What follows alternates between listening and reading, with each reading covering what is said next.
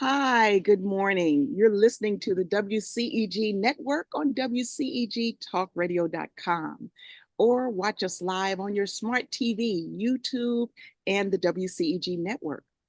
We're the worldwide community empowerment group where we speak life into the community. Like WCEG on Facebook, follow on Twitter or Instagram at WCEG underscore talk underscore radio and at WCEG Network. Last but not least, the topics and opinions are those of the show hosts and guests and not the WCEG Network. Thank you so much for your continued support. And I am Sherita Herring, bringing you Beverly Hills to Barnyard. And my very special guest today is a repeat, Mr. Ben Gay, who I am so excited to have back on again. He's an absolutely phenomenal man. He has been called a living legend in the sales world.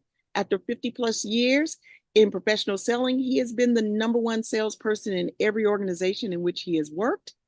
At the age of 25, he was president of what was then the world's largest direct sales and network marketing company, having been personally trained by fellow sales legends like J. Douglas Edwards, Dr. Napoleon Hill, Earl Nightingale, William Penn Patrick, Zig Ziglar, and many other sales giants. One of the most famous, popular, and powerful sales trainers in the world, Ben now writes, publishes, and produces the Closers series of books, audios and videos, newsletters, podcasts, live seminars, and it's a series that is considered to be the foundation of professional selling. Ben was the founder and is the current executive director of the National Association of Professional Salespeople. And Ben and his lovely wife, Gigi, live near Lake Tahoe in the little Northern California town of Placerville, California, where the California Gold Rush began. So, Ben, thank you for coming back on with me today. My honor. Thank you for inviting me, and I really appreciate it.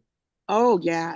Well, we had so much to talk about our last session together. I wanted to make sure that I cover a little bit more about this magnificent man. So, first of all, happy belated Easter to you. Same to you. Now, Ben, you know what I meant to ask you before? I don't think we talked about it. How many children do you have? Well, it depends on how you count stepchildren, adopted children, etc. Four Uh-huh. boys. Four boys. Are any of them in sales and marketing like yourself? Well, sort of. Our adopted son, let me show you his picture. Lamont Bowens is an An attorney. author, an Yeah, attorney, huh? yeah, Don't let your don't past hold you back. Yeah. wonderful man, and he's an attorney, but that makes him a salesperson. Yeah. First, first I trained him in selling and public speaking, and Uh-huh. then he went on. He came to it. Look, can I give you a little background on him? Absolutely. Lamont came to a public speaking class that I used to teach at San Quentin and at Lompoc Federal Penitentiary, San Quentin State Prison. But he was at Lompoc. He was 19 years old. He came up to me one night outside the dining hall where we taught that class, and he said, "Mr. Gay, can I come to the class?" I said, "Is your name Lamont Bowens?" And he said, "Yes." "How'd you know that?" And I said, "Well, I've been waiting for you for several weeks. I was told you were coming, and I was told what your life goal was." He was 19 years old. He wasn't he did not have his high school diploma. He was finishing up a 5-year term. At that time, he was about halfway through, I guess, a 5-year term for They're at the drug, prison. yeah, at Lompoc Federal Penitentiary. And it was at the camp where I met him, which is a lower level security, but you're still in prison. You don't get to go home at night. Right. And and a friend of his had come to me, uh, a minister, and said, "There's this guy, and he's got it, but he doesn't know that he has it. Can I send him your public speaking class?" And I said, "Sure. Tell him to come over." Well, several weeks went by, but I was on the lookout for him. Hmm. And I said, "Tell me about him." He said, "Well, let me tell you what his goal is. His goal is to get out of prison, stick somebody up, get $300 or $400, and get back to finance his way back into the drug business. And he said, "Do you think you can help him?" I said, "Well, I can't hurt. I mean, if that's his plan, Yeah. it's all up from there." So he said, I said, "Sure, come on in." There was a side door in, which he didn't know it, but that put him right in front of everyone, 200 people facing where he came in. Mm. And he said, "I don't have to speak, do I?" I said, "Oh, no, you don't have to speak." And so we go in the door, and now we're at the front of the room, and everybody's sort of surprised to see Lamont with me. And I said, "Ladies and gentlemen," out of habit, there was, I think, one cafeteria worker in there that was a lady. "Ladies and gentlemen, we have a special guest tonight." And he'll just say a few words to you, Lamont Bowens. And I had my hand on his shoulder so he couldn't run, but I felt Uh-huh. his entire body tense up. And then he did 2 or 3 minutes. I could feel him shaking, but it didn't come out in his voice. He did 2 or 3 minutes that were as good as Martin Luther King Jr. About I'm going to turn my life around. And I remember he ended with, "So let's get busy." And he sat down. I think if he'd stood another minute, he would have dropped. Uh-huh. Went on to be one of our best ever. And that includes out in the real world, where I also teach public speaking. Hmm. And he got out. You somewhere along the line, rather quickly, Gigi and I sort of became his unofficial parents. His had passed away, and then he asked if we would adopt him, and we said, of course, and we did. And as you can see, when he's in the with all the family in the hutch behind me, where I sit at the head of the dining room table. Uh-huh. And Uh-huh. there's Lamont's pic. It's not the book cover, but it's a picture like that with his Right. graduation cap on. And I love to watch people. They're looking at me, and you know how people scan behind you and all. And they're wondering, And who is that? yeah, who is that? Who the black guy? Yeah. But they rarely ask. But if I Yeah. see them Yeah. staring at it long enough, I say, "Would you Right. like to know about my family members?" Right. "Yes." I said, "Well, this is Antonio. You've met him." And I go through the whole thing, 10 people probably, before I get to Lamont. And you know they're waiting, Yeah, right? yeah. I drag it out as long as I can. Right. So anyway, one day he called me Amazing and story. he said, "Dad," I helped get him his GED in at Lompoc. And he called one day. He said, "Dad, I got a favor to ask you." And I said, "What's that?" He said, "I want to go to school."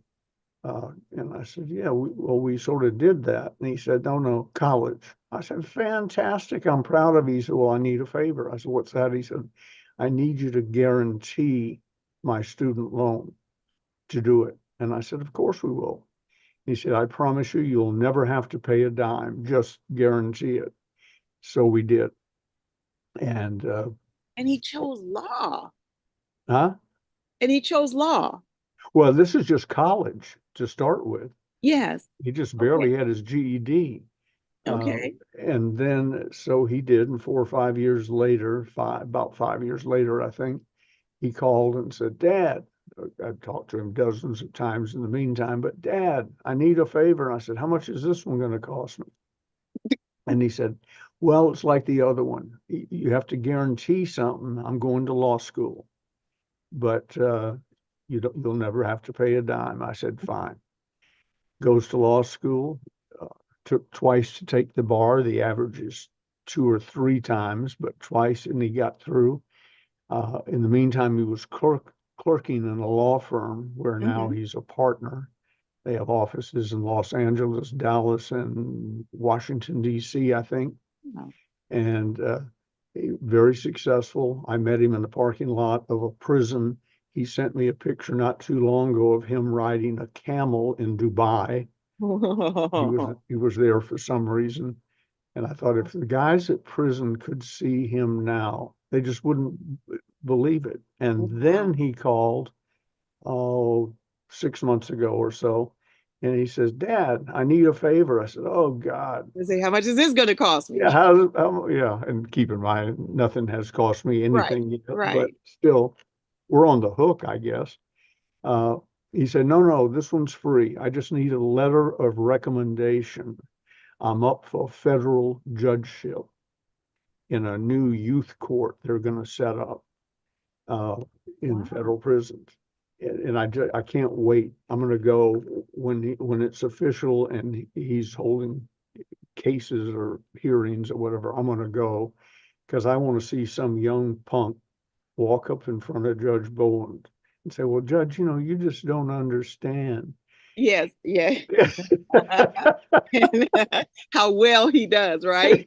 Yeah. What a great story. What a Yeah. great story. So Well, that's probably my prison work is I consider my most rewarding, most important work. It's a little over 11 years total. I don't do it anymore. We don't have a prison nearby that I want to work in, nor do I have the energy. I used to yeah, do Ben, 12-hour seminars, now I not, can relate to that yeah. because I used to teach in the prison at Chino in All California. right. Yeah. And it I've was been there. it was one of my I'm one of the most rewarding things that I've done in my career. And Yeah. and that's what showed me the power of the nonprofit arena because I was showing guys how to start their own organization when they got out, which they could. It didn't even matter that they had a felony, and they could work in community. Many of them wanted to go back and prevent kids from following in their same footsteps. Right. And ended up getting a letter from the chaplain. We reduced that recidivism rate by like 75% of the guys that had gone through my program. So Oh, well, we've had the same experience when I got to San Quentin and started my class. It was called People Builders, huh. and it still goes on without me. But the recidivism rate in the state of California and San Quentin in particular was 67% were out back in Mm-hmm. 2 years. Mm-hmm. When we'd been there long enough to have 2 year statistics, the graduates of People Builders recidivism rate was less than 5%. Ah, And it's just the warden said, "How do you do that?" yeah. Wow. I said, Wow. "Well, I care." And the Yeah. secret, by the way, my hook with all of them, it wasn't accidental. Lamont's first experience was speaking in public. My secret tool is public speaking. They spend a huge amount of time in front of the room speaking about their hopes or their goals or whatever they want to talk about. Because I find if you can speak in public confidently, you can operate in life confidently. Mm-hmm. So, Mm-hmm. and some of Now, them, while going through it, some of them would even say to me, "Oh, you're never going to get me to speak in public." And I'm thinking, I wonder what he thinks that is when he's at the front of the room yeah, yeah. talking to 200 Well, people. now speaking of speaking, any idea how many speeches or seminars you've done?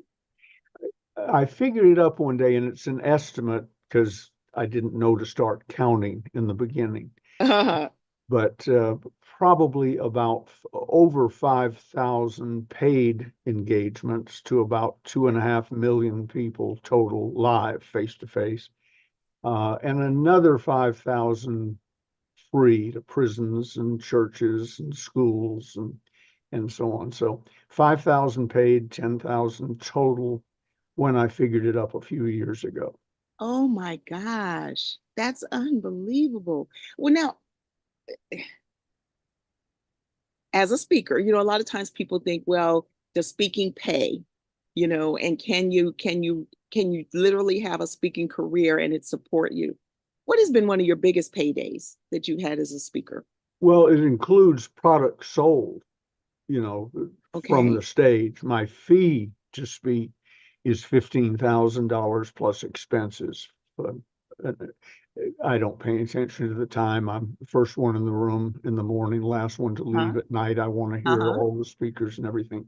But technically, it's 15,000 an hour plus expenses. Okay. But uh, from the stage, I frequently sold $150,000, $200,000 of books and audios at the back of the room. And Wow. that doesn't count follow-up sales because you never know where those come from. Right, right. I'm probably still selling books from a seminar I did 25 or 30 years ago. Hmm. I Wow. did a radio thing with Bruce Norris, the real estate guru, uh, 25 years ago, and we still, on a weekly basis, because he reruns, I guess, the radio show. It's, out in the cloud. On a weekly basis, we still get orders. Are you still offering that Bruce Norris seminar special? And I remember the first time I heard that, I said, yeah, I'm sure I am. What is it? He goes, and it was something we could honor. So Yes, we yes, still honor it. But yes. Now, we live in interesting times. a lot of things can happen on stage. What's been one of your funniest moments on stage? Well, not funniest, but most interesting. It was my first, I'd become a semi big deal in Atlanta in this Holiday Magic cosmetic company. So I had sort of gotten used to speaking to 200 or 300 people 4 or 5 times a night, but I'd never had a big day. And then they flew me to New York because I was an up and coming star, and flew me to New York to speak. And I had lunch. A guy asked if I could have lunch with me, and I said, sure, who is it? And he said, Ern Westmore. Now, you're too young to remember, but the Westmores of Hollywood Yes, were yes. the makeup kings. Ah, The father and 5 brothers were uh-huh. all heads of makeup at some studio at one time or another. Ern Westmore was head of makeup at every studio in Hollywood at one time or other. And I asked him why, and he said, because I drank too much and couldn't keep a job. But he used to be on Art Linkletter's House Party, a daily television show, and he would do makeovers in the audience. Uh-huh. So we went and had lunch together, and he said, do you mind if I introduce you tonight? And I said, no, I'd be honored. So I went back to the room, called my mother in Atlanta. I said, you're not going to believe this. I'm speaking tonight in front of 5,000 people. That's what that room would hold. And turned out to be full, standing room only. And I just had lunch with, and I'm going to be introduced tonight by Ern Westmore. She said, no, you're not. And I said, no, I am. I just had lunch with, no, you didn't. This was to her a television star, and Uh-huh. her dorky little son is now hanging out with him. So anyway, I walk into the room, delayed as long as I could, but finally I had to go to the room because I was scared to death. I'd been in the room and I saw the balconies and so on. And there's Ern on stage talking. And I thought, okay, I think what I'll do, because it was just a sea of people, it looked like an oil painting. I think what I'll do is just back out of the room and go up to my room and tell them I got sick. You We're know, getting that nervous. I really was. Oh, yeah. And just as I turned to leave, he said, and now it's my pleasure to introduce, and a pin light hit me. And there was no way out. Yeah, yeah. Pin light's on you and he's introducing you. So he went on, he said, I had lunch with him today. This guy's going to be a big deal in this business. He's already doing well, I hear, but da da da da.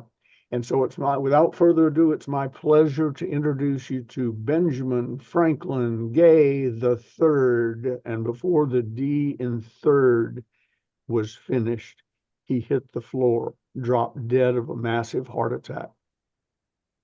And in front of 5,000 people, and I'm 2 steps up getting to the stage. And I was still awful young. I was less than 25. I was probably 24. Been at it for about a year. Uh, had never seen anyone die, never mind the other half of the act. And Yeah. so, yeah, And in and front of 5,000 people. in front of 5,000 people, and we operated on script. Good evening, ladies and gentlemen. My name is Ben Gay. It's my How do pleasure you to how welcome you to tonight's special meeting, word for word for 37 minutes. That's what I did in front of groups. I didn't chat and make up stories yet. And so I walked on stage, and I'm thinking to myself, Jesus, please help me. And so the first thing that came out of my mouth was, is there a doctor in the audience?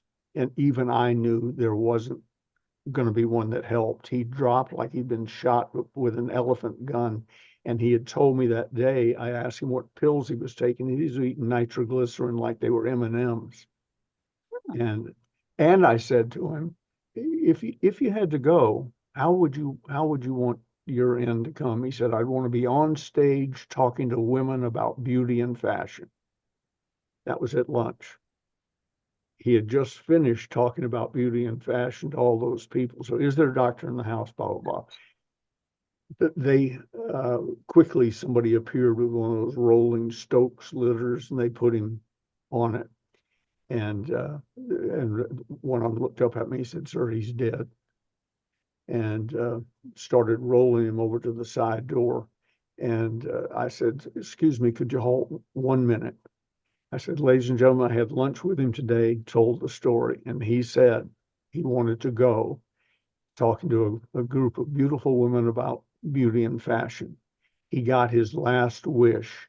Let's give him one last standing Oh ovation. my God, I've got chill bumps on my Sure. arm. They almost tore the place down, Sherita.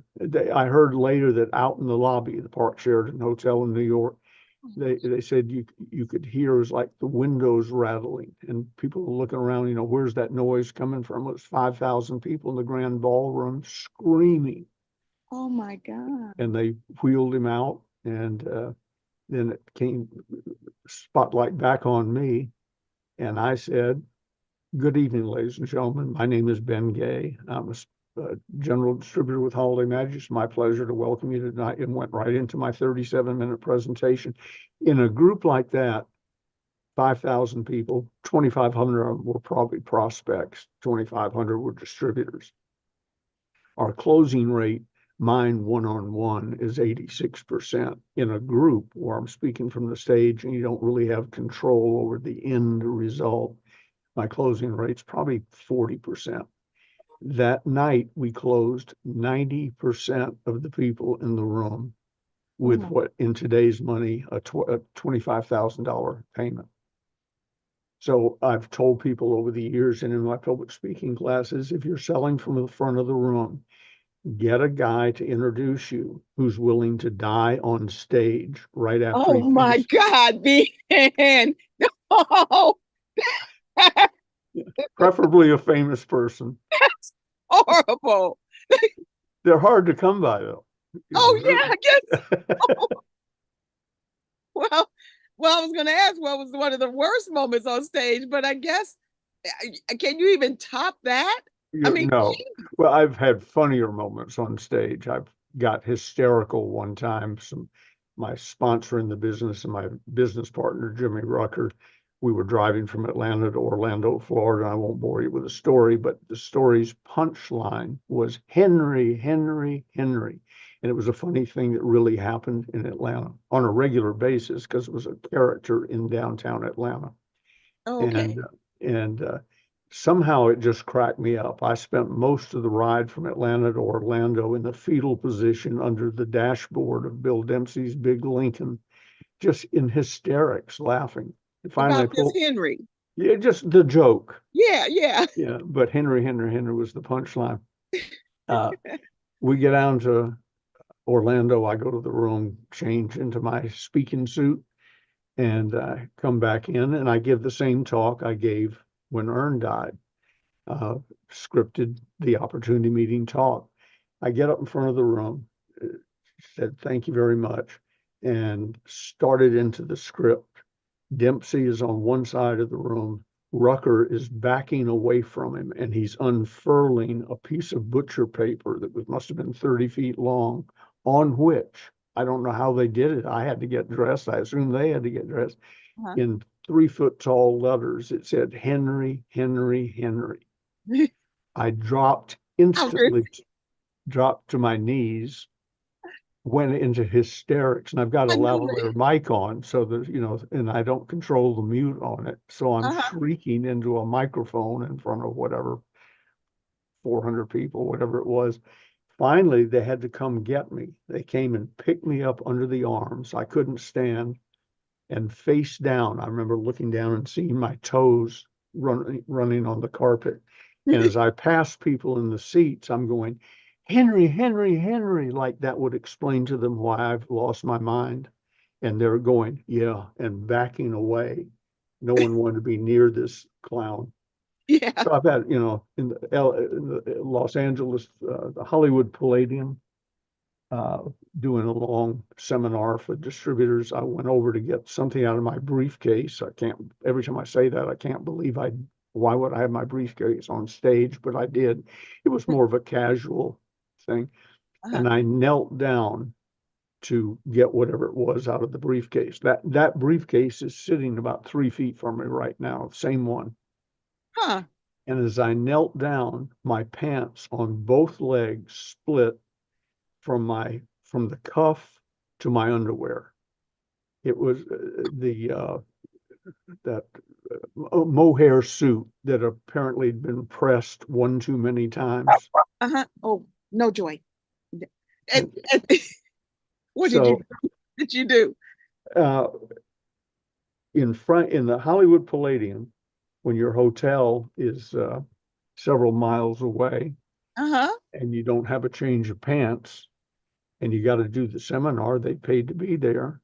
I said, excuse my exposure, but we're going to go ahead. And I did 5 or 6 hours with flashes of my underwear appearing.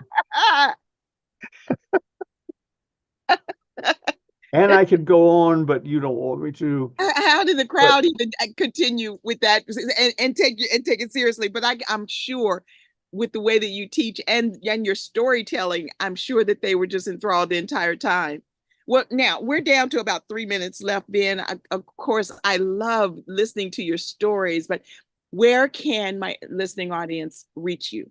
How can they reach you? well, if they want to reach me, and we've been talking about books, and Yes. get the part of the Famous Closers series. This is part Yes. 2. Yes. The series is the best-selling, most popular, most powerful books on selling ever written. They go to stores, stores.ebay.com/Ronzoni Books, RONZONE Books, and all one word, of course. And there they get special pricing and free shipping. How can lower than I sell them for on my website? How can you do Put that? that They in my say. chat. Can you say that again about the Ronzoni? Okay, stores dot Stores. ebay dot com /Ronzoni Books, RONZONEBOOKS. Okay. Special pricing, free shipping. Because Gigi Ronzoni, who I married, that's her website, goes into our warehouse and steals the books that she needs and then slips them into our shipping thing. So she doesn't really have any cost Hmm. involved. So if you don't mind buying from an embezzler, that's where you can get the best deal. Okay. Okay. Well, as always, it's wonderful having you on. And there's still so much more that I wanted to talk to you about because your legends, the mentors that you've worked with, Napoleon Hill, NASA astronauts, Dr. Norman Vincent Peale. There's so much. Ben, can I ask you to come back one more time? One more time? One more That's time. sort of At least, insulting. Yeah, at least at one more least. time. Of course. Yes, because there's so much more I want to talk to you about, and also I'm going to put it out there to my audience, especially my social media. Are there any questions they'd like to ask you? And so, please come back. We're going to be going on hiatus. The radio show is going on hiatus starting May 15th. So I think I've got a date in there that I can bring you back before we go on hiatus. But would Super. that be okay with you? Of course. Good, good, good. For Well, you, anything. Well, thank you, Ben. Thank you. And thank you for being on. And we're going to see you in part 3. Super. Okay. And to my audience, thank you so much for tuning in today and every Wednesday. Now, remember, First Friday is this Friday. That's where I have the free Q&A every first Friday. So it's this Friday at 9 a.m. Pacific, 10 Mountain, 11 Central, and 12 Eastern.